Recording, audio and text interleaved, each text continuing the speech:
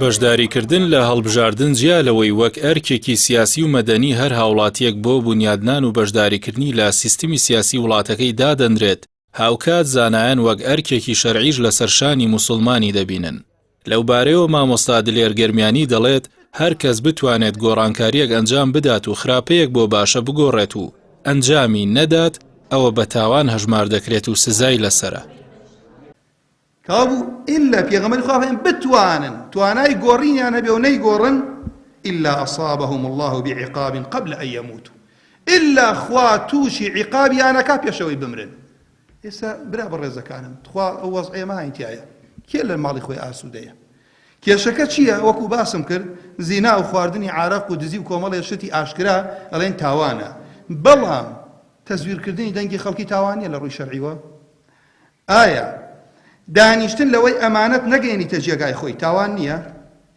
ئایا شاردنەوەی شەهادەتی حەق تاوان نییە؟ ئایا ئیشدانە دەست غەیرە ئەهلی خۆیوە تاوانە یا تاوان نییە؟ ئەمانە لە ڕووی شەرعیوە تاوانن. دزی ماڵی عامی ئەو خەڵکە پارەکەی ئەبرێت تۆ لێی بێدەنگی، ئەمە تاوانە یا تاوان نییە؟ هەروەها برا بەڕێزەکانم، ناعەدالەتی لە قەضایە، هەروەها زیندانیکردنی خەڵک بە ئیست و هەوا و ئارەزوو، ماڵ خەڵکی بڕین، کوشتنی خەڵکی. بۆیە لێرەوە ئەمەوێ ئەوە بڵێم موسڵمان نابێ بینەر بێت. کابوو هەموو شوێنێک ماڵە، گەڕەکە، مزگەوتە، بازاڕە، مەحکەمەیە، وەزارەتە، پەرلەمانە، تۆ ئەبێ نوێنەری خۆت بنێری لەبەر ئەوەی ئیقراری منکەر نەکا، نەهی بکا لە منکەر. ڕاستە لە دوور وەگەر کەسانێک ئاوا بە سادەی تەماشایکەن وڵا ئاخر کاکێکیانەوە تۆ هەر بە چوونت ئیقرارە کەس وای نەوتووە. ئەم دینە لە عولەماوە وەرەگرن، عولەماوە ناڵێن. تۆ ئەگەر بڕۆی لاریەک ڕاستکەی تۆ پاداشتت هەیە، بەڵام ئەگەر بڕۆی لە ماڵی خۆشتە دانیشە ئیقراری لاری بکە، منکەر بکە، بەشداری تایە. هاوکات پرۆفیسۆر دکتۆر خالید محەممەد ساڵح لە نووسینێکدا کە لە واڵی تایبەتی خۆی لە فەیسبوک بڵاوی کردووەتەوە و نووسیوێتی هەڵبژاردن دادگایی گەلە بۆ دەسەڵات، بۆیە هەر کات دەسەڵات دادوەر نەبوو لە سیاسەتەکانیدا دەبێت گەل لە سزادانیدا دادوەر بێت.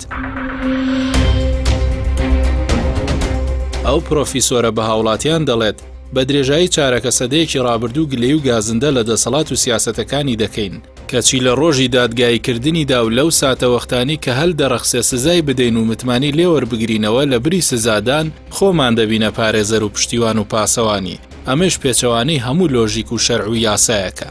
دکتۆر خالید لە نووسینەکەیدا بە پێویستی دەزانێت لەم هەڵبژاردنەدا کە دادگایی گەلە سزای هەموو ئەو لایەن و کەسایەتیانە بدرێت کە یەک چارەکە سەدە زیاترە داهاتی میلەتیان بە هەدەردا و لە پێناومانەوەی خۆیان و بنەماڵە و حیزبەکانیان بەکاریان هێنا و بازرگانیان نەک بە داهات بەڵکو بە چارەنووسی خودی میلەت خۆی و خوێن و ڕۆڵەکانیانەوە کردووە. بەوتەی پرۆفیسۆر دکتۆر خالید دەبێت لەم هەڵبژاردنەدا سزای ئەوانە بدرێت کە دووبەرەکیان خستوەتە نێوان ڕۆڵەکانی میلەت و هێزی پێشمەرگە و ئاسایش و سەرجەم هێزە چەکدارەکانی ترەوە و ئەو هێزانیان بە حیزبی کردووە و لە بری بەرگری دژ بە میلەتیان بەکارهێناون وا فێریان کردوون کە شەق لە هەرچی هەڵدەن کە دەنگی لێوە بێت ئەگەر ئەو دەنگە هی مامۆستایەکی بە ساڵاتچوو بێت و لە پێناو قوتی مناڵەکانی و مافی زەوتکراوی خۆشی دابێت. هەروەها لە بری ئینتیما بۆ خوا و نەتەوە و نیشتیمان ڕۆحی حیزبی بوونیان کردوتە بنەمای هاوڵاتی بوون و ئینتیمان بۆ خودی خۆیان و بنەماڵە و حیزبەکانیان کردوتە پێوەر بۆ وەرگرتنی هەر ماف و ئیمتیازێک و گشت دامەزراوەکانیان کردوتە دەستگای چەوسانەوە و تۆڵەسەندنەوە لە هەر کەسێک وەک ئەوان بیر ناکاتەوە. ئێوێ بە موسڵمانان بڵێ و ئێوێ بە ئەو مامۆستای زانکۆ بە هاوڵاتیانی موسڵمانی هەرێمی کوردستان دەڵێت سزای ئەو کەس و لایەنانە بدەن سوکایەتیان بە پیرۆزیەکانی خەڵکی کردووە و هەوڵی سڕینەوەی ناسنامەی ئیسلامی میلەتەکەیاندا و لە پەرلەمان دژ بوون بە جێگیرکردنی ئیسلام وەک سەرچاوی یاسادانان و لە ڕێگەی پلاتفۆرم و لەژێر ناوی جۆرا و جۆردا سوکایەتیان بە دەقەکانی قورئان و سونەتەکانی سەروەری مرۆڤایەتی و مەلا و میحراب و مینبەر و مزگەوت کردووە. پرۆفیسۆر دکتۆر خالید محەممەد ساڵح لە کۆتایی نووسینەکەیدا وتوێتی قسەکانم بۆ ئەم میلەتە بەژمەینەتەیە کە دەبێت ئەم جارە دادگایەکی دادوەرانی هەموو ئەوانە بکات و بۆ هەتایە سزایان بدات و عاقڵیان بکات و بیان کاتە پند بۆ هەر کەس و دەسەڵاتێکی تر کە وەک ئەوانە بیر بکاتەوە و یان سیاست بکات.